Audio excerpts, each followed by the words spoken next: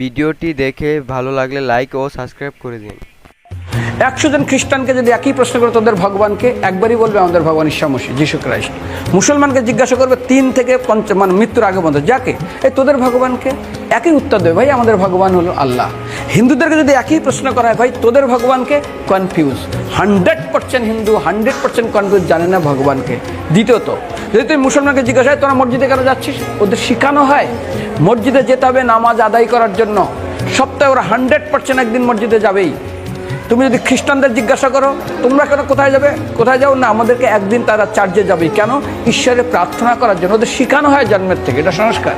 আর হিন্দুদের যদি জিজ্ঞাসা করে তোমরা মন্দিরে কেন যাচ্ছ, হ্যাঁ আমার ছেলের বিয়ে হচ্ছে না, আমার মেয়ের বাচ্চা হচ্ছে না, আমার বাবা হসপিটালে আছে, কালকের আমার মামলার ডেট আছে, আমার ব্যবসা খুব খারাপ, আমার শরীর খুব খারাপ।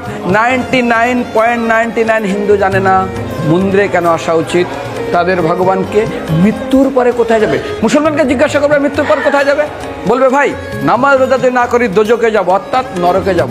যদি হিন্দুদেরকে জিজ্ঞাসা ওদেরকে বলবে আর যদি করো নামাজ রোজা করি তাহলে বেহেশতে স্বর্গে যাব। যদি খ্রিস্টানদেরকে জিজ্ঞাসা করো এই তোমরা যদি আমরা ঈশ্বর আরাধনা করি হেল অর্থাৎ নরকে যাব।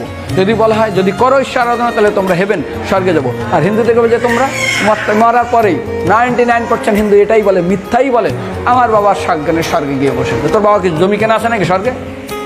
তোর বাবা জমি কেনা আছে যে তোর বাবা মরার পরে স্বর্গে গিয়ে হোয়াটসঅ্যাপ করে দেখি এই যে অ্যাটাচ বাথরুম টয়লেট আমি একদম ভালোভাবে পৌঁছে গেছে, তোর বাবা স্বর্গে গেছে, জানিস তুই? আরে মৃত্যুর আগে এত কষ্ট